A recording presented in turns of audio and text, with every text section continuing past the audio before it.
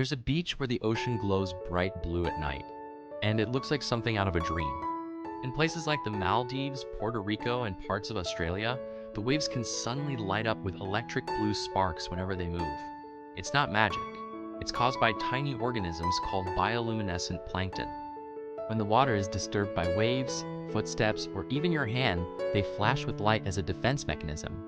On the right night, the entire shoreline glows like liquid lightning, and people say it feels like walking through stars.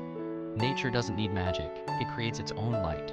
Follow for more rare natural phenomena.